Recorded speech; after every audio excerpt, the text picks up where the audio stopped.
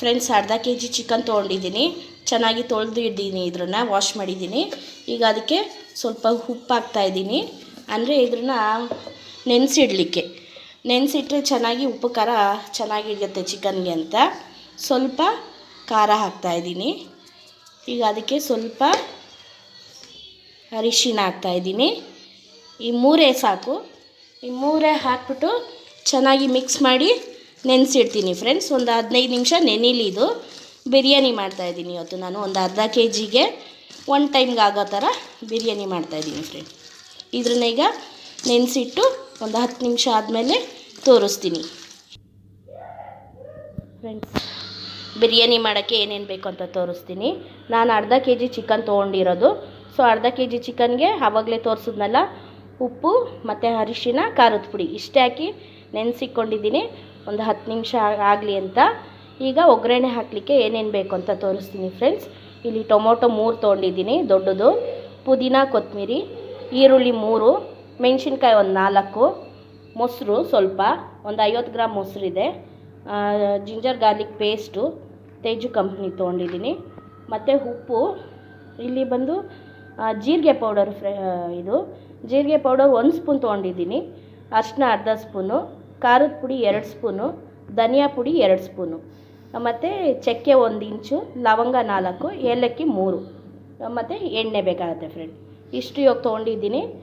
ಮತ್ತು ಅರ್ಧ kg ಅಕ್ಕಿನ ನೆನೆಸಿ ಇಟ್ಕೊಂಡಿದ್ದೀನಿ ಒಂದು 10 ನಿಮಿಷ ಮುಂಚೆ. ಅದನ್ನು ಇವಾಗ ನಾವು ಒಗ್ಗರಣೆ ಶುರು ಮಾಡ್ತಾಯಿದ್ದೀವಲ್ಲ, ಈಗ ಅಕ್ಕಿನ ನೆನೆಸಿ ಇಟ್ಬಿಟ್ರೆ ಅದು ಕೂಡ ಕರೆಕ್ಟಾಗಿ ಅಕ್ಕಿ ಹಾಕೋ ಟೈಮ್ಗೆ, ಅಂದರೆ ನೀರು ಕುದಿ ಬರೋ ಟೈಮ್ಗೆ ಅಕ್ಕಿ ಹಾಕಲಿಕ್ಕೆ ಕರೆಕ್ಟಾಗಿರುತ್ತೆ ಪ್ರಾಸೆಸ್ಸು. ಹಂಗಾಗಿ ಅಕ್ಕಿ ಕೂಡ ನೆನೆಸಿಟ್ಟಿದ್ದೀನಿ ಫ್ರೆಂಡ್ಸ್. ಈಗ ಪಾತ್ರೆ ಇಟ್ಟಿದ್ದೀನಿ, ಅಂದರೆ ಕುಕ್ಕರ್ ಇಟ್ಟಿದ್ದೀನಿ. ದಪ್ಪಗಿರೋ ಪಾತ್ರೆ ಇದ್ದರೆ ಬೆಟರು. ಸೊ ಹಾಗಾಗಿ ನಾನು ಕುಕ್ಕರ್ ಇಟ್ಟಿದ್ದೀನಿ. ಸ್ಟವ್ ಕೂಡ ಹಣಿಸಿದ್ದೀನಿ. ಈಗ ಇದಕ್ಕೆ ಎಣ್ಣೆ ಎಷ್ಟು ಬೇಕೋ ಹಾಕ್ಕೊಳ್ಳೋಣ. ನೀವು ಬೇಕಂದರೆ 1-2 ಸ್ಪೂನ್ ತುಪ್ಪ ಕೂಡ ಹಾಕ್ಕೊಳ್ಳಿ. ನನಗೆ ಎಣ್ಣೆನೇ ಸಾಕು. ಎಣ್ಣೆ ಹಾಕಿದ್ದೀನಿ.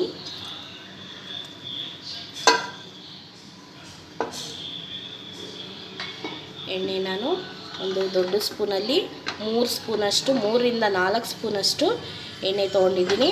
ಸುಮಾರು ಇಲ್ಲಿ ಒಂದು 50 ಗ್ರಾಮ್ ಎಣ್ಣೆ ಇದೆ. 50 ಗ್ರಾಮ್ ಎಣ್ಣೆ ತೊಗೊಂಡಿದ್ದೀನಿ. ಬಿಸಿ ಆಗಲಿ ಅದು ಫ್ರೆಂಡ್ಸ್. ಚಿಕನ್ನು ಯಾಕೆ ನಾವು ಫಸ್ಟೇ ಉಪ್ಪು ಖಾರ ಹಾಕಿ ನೆನೆಸೋದಂದರೆ ಬಿರಿಯಾನಿಯಲ್ಲಿ ತಿನ್ನಬೇಕಾದ್ರೆ ಸಪ್ಪೆ ಅನಿಸಲ್ಲ. ಹಂಗಾಗಿನೇ ಫಸ್ಟೇ ಒಂದು 10 ನಿಮಿಷ ನೆನೆಸಿಟ್ರೆ ತುಂಬ ರುಚಿಯಾಗಿರುತ್ತೆ, ಉಪ್ಪು ಖಾರ ಚೆನ್ನಾಗಿ ಹಿಡ್ದಿರುತ್ತೆ. ಹಂಗಾಗಿ ಫಸ್ಟೇ ನೆನೆಸ್ಬೇಕು ಅಂದಿದ್ದು. ಚೆನ್ನಾಗಿ ಅದು ಆಗ್ತಾಯಿದೆ. ಈಗ ಇಲ್ಲಿ ಎಣ್ಣೆ ಕಾದಿದೆ. ಈಗ ಅದಕ್ಕೆ ಏಲಕ್ಕಿ, ಲವಂಗ ಮತ್ತು ಚಕ್ಕೆ ಇತ್ತಲ್ಲ ಅದನ್ನು ಹಾಕಿದ್ದೀನಿ. ಅದೊಂದು 10 ಸೆಕೆಂಡು ಅದು ಇದಾಗಬೇಕು, ಫ್ರೈ ಆಗಬೇಕು.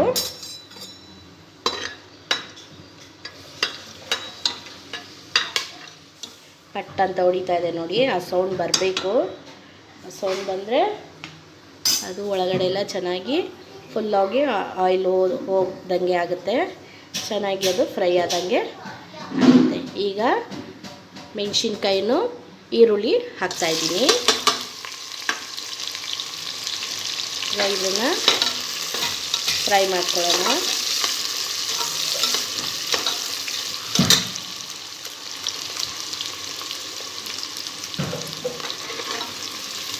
ಈಗ ಇದು ಚೆನ್ನಾಗಿ ಫ್ರೈ ಆಗಬೇಕು.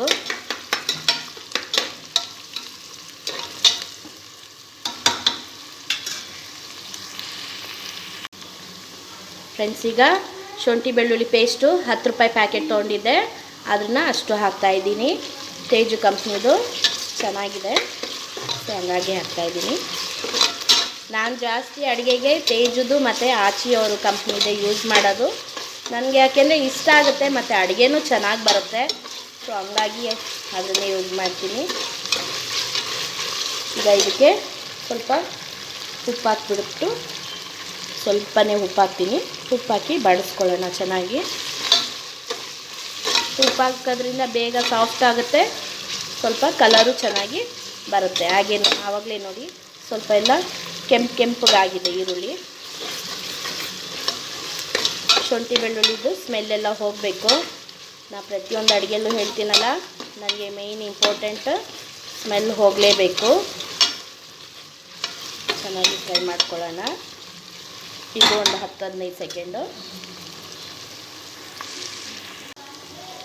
ಫ್ರೈ ಆಗಿದೆ ಫ್ರೆಂಡ್. ಅದು ಚೆನ್ನಾಗಿ ದಪ್ಪಗಿರೋ 3 ಟೊಮೊಟೊ ತೊಗೊಂಡಿದ್ದೆ, ನಾಟಿ ಟೊಮೊಟೊ ಹಾಕ್ತಾಯಿದ್ದೀನಿ ಈಗ. ಅದು ಕೂಡ ಚೆನ್ನಾಗಿ ನಾವು ಸ್ವಲ್ಪ ಸಾಫ್ಟ್ ಆಗೋವರೆಗೂ ಬೇಯಿಸ್ಕೊಳ್ಳೋಣ.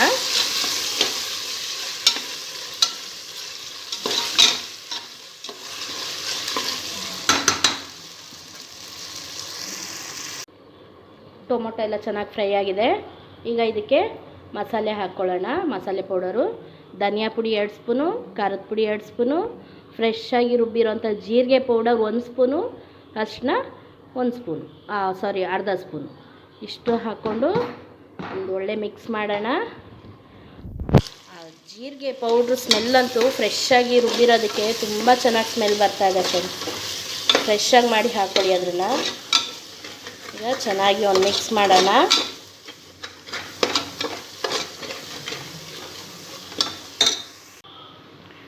ಮತ್ತು ಗರಂ ಮಸಾಲ ಪೌಡ್ರು ಒಂದು ಚಿಕ್ಕ ಸ್ಪೂನ್ ತೊಗೊಂಡಿದ್ದೀನಿ ಫ್ರೆಂಡ್, ಜಾಸ್ತಿ ಇಲ್ಲ ಇದು. ಒಂದು ಚಿಕ್ಕ ಸ್ಪೂನಲ್ಲಿ 1 ಸ್ಪೂನ್ ಗರಂ ಮಸಾಲ ಪೌಡರ್ ಹಾಕ್ಕೊಳ್ತಾ ಇದ್ದೀನಿ. ಈಗ ಅದನ್ನು ಹಾಕಿ ಚೆನ್ನಾಗಿ ಮಿಕ್ಸ್ ಮಾಡೋಣ.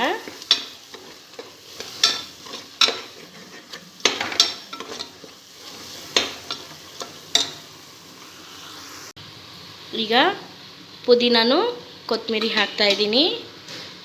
ಅದನ್ನು ಚೆನ್ನಾಗಿ ಮಿಕ್ಸ್ ಮಾಡ್ಕೊಳ್ಳೋಣ.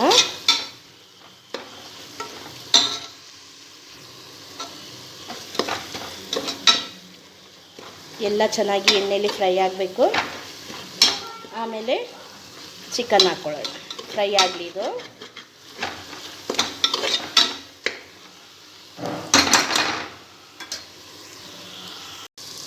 ಈಗ ನೋಡಿ ಚೆನ್ನಾಗಿ ಬೆಂದಿದೆ, ಎಲ್ಲ ಕಡೆ ಆಯಿಲ್ ಕೂಡ ಬಿಟ್ಟಿದೆ. ಈಗ ನಾನು ಇದಕ್ಕೆ ನೆನೆಸಿಟ್ಟಿದ್ನಲ್ಲ ಚಿಕನ್ನು, ಅದನ್ನು ಹಾಕ್ಕೊಳ್ತಾ ಇದ್ದೀನಿ. ಈಗ ಚೆನ್ನಾಗಿ ಮಿಕ್ಸ್ ಮಾಡಿಬಿಟ್ಟು ಇದು ಕೂಡ ಚೆನ್ನಾಗಿ ಒಂದು ಸ್ವಲ್ಪ ಹಸಿ ವಾಸನೆ ಹೋಗೋವರೆಗೂ ಹುರ್ಕೊಳ್ಳೋಣ. ಹಾಗೆ ಚೆನ್ನಾಗಿ ಮಿಕ್ಸ್ ಮಾಡಿದ್ದೀನಿ ನೋಡಿ, ಬೇಯ್ತಾ ಇದೆ.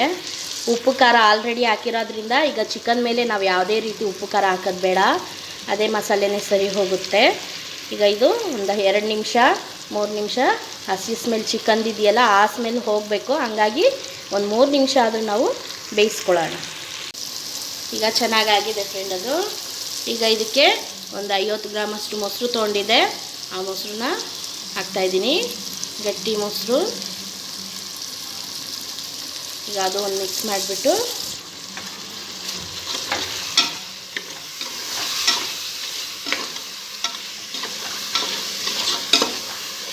ಮಿಕ್ಸ್ ಮಾಡ್ತಿದ್ದಂಗೆ ಒಳ್ಳೆ ಕಲರ್ ಬರ್ತಾ ಇದೆ ಚಿಕನ್ ನೋಡಲಿಕ್ಕೆ. ಈಗ ಇದನ್ನು ಒಂದು 2 ಸೆಕೆಂಡ್ ಆಗಲಿ.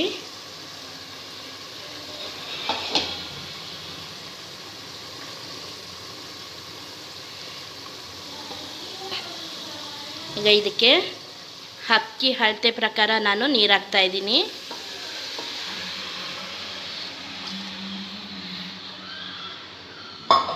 ಈಗ ನೀರು ಹಾಕ್ಬಿಟ್ಟು ಇದಕ್ಕೆ ಸ್ವಲ್ಪ ಉಪ್ಪು ಹಾಕಿ ಕುದಿಯಕ್ಕೆ ಬಿಡೋಣ ನಾವು. ಚೆನ್ನಾಗಿ ಕುದೀಲಿ ಇದು. ಈಗ ಸ್ವಲ್ಪ ಉಪ್ಪು ಹಾಕ್ತಾಯಿದ್ದೀನಿ. ಟೇಸ್ಟ್ ನೋಡ್ಕೊಳ್ಳಿ ನೀವು, ಕುದಿ ಬಂದಾಗ ಉಪ್ಪು ಸಾಕು ಅನಿಸಿದ್ರೆ ಸಾಕು, ಬೇಕು ಅನಿಸಿದ್ರೆ ನೀವು ಹಾಕ್ಕೊಂಡು ಟೇಸ್ಟ್ ನೋಡಿಕೊಂಡು ಉಪ್ಪು ಖಾರನ ಆ್ಯಡ್ ಮಾಡ್ಕೋಬೋದು.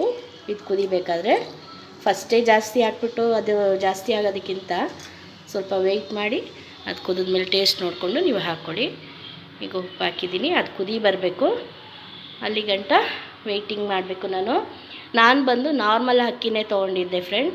ನಾರ್ಮಲ್ ಮನೇಲಿ ಯಾವ ರೀತಿ ನಾವು ಅನ್ನಕ್ಕೆ ಯಾವ ಅನ್ನನ ಊಟ ಮಾಡ್ತೀವೋ ಅದೇ ಅಕ್ಕಿಯಲ್ಲೇ ನಾನು ಇವತ್ತು ಬಿರಿಯಾನಿ ಮಾಡ್ತಾಯಿದ್ದೀನಿ. ಸೊ ನಾನು ಅರ್ಧ ಪಾವು ಅಕ್ಕಿ ತೊಗೊಂಡಿದ್ದೆ, ಅರ್ಧ ಪಾವಿಗೆ 1 ಪಾವು ನೀರು ಹಾಕಿ ನಾನು ಅಳತೆ ತೊಗೊಳ್ತಾ ಇದ್ದೀನಿ. ಅರ್ಧ kg ಚಿಕನ್ಗೆ. ಫ್ರೆಂಡ್ಸ್ ನೋಡಿ ಚೆನ್ನಾಗಿ ಕುದೀತಾ ಇದೆ. ಈಗ ಇನ್ನೂ 1 ನಿಮಿಷ ಕುದೀಲಿ. ಇನ್ನೊಂದು ನಿಮಿಷ ಕುದ್ದಾದ್ಮೇಲೆ ಅಕ್ಕಿ ಹಾಕ್ತೀನಿ. ಇದಕ್ಕೆ ಚೆನ್ನಾಗಿ ಕುದೀತಾ ಇದೆ. ಸೊ ಈಗ ಅಕ್ಕಿ ಹಾಕಿದ್ರೆ ಅಕ್ಕಿ ಬೇಯೋಷ್ಟೊತ್ತಿಗೆ ಚಿಕನ್ ಕೂಡ ಬೆಂದೋಗುತ್ತೆ. ನೋಡಿ ಫ್ರೆಂಡ್ಸ್, ಈಗ ಚೆನ್ನಾಗಿ ಕುದಿದೆ. ಈಗ ಇದಕ್ಕೆ ರೈಸ್ ಹಾಕ್ತಾಯಿದ್ದೀನಿ ಫ್ರೆಂಡ್. ನೆನೆಸಿ ಅಕ್ಕಿನೆಲ್ಲ ಸೋಸಿಟ್ಟಿದೆ, ಅದೀಗ ಹಾಕ್ತಾಯಿದ್ದೀನಿ.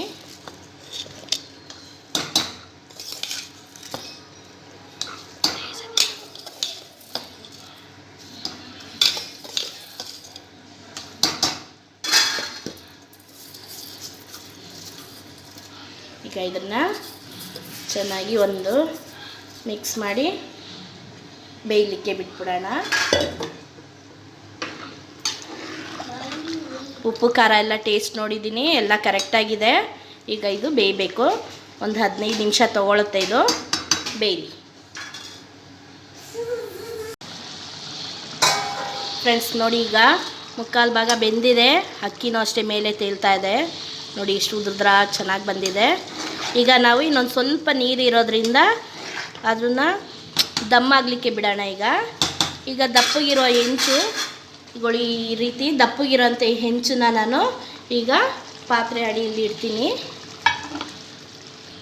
ಈಗ ಹೆಂಚಿಟ್ಟಿದ್ದೀನಿ, ಅದ್ರ ಮೇಲೆ ಕುಕ್ಕರ್ ಇಟ್ಬಿಟ್ಟು ಸ್ಲೋಗೆ, ಮೀಡಿಯಮ್ ಫ್ಲೇಮ್ ಅಂದರೆ ಸ್ಲೋಗೆ ಇಟ್ಬಿಟ್ಟು ಬಿಡ್ತೀನಿ.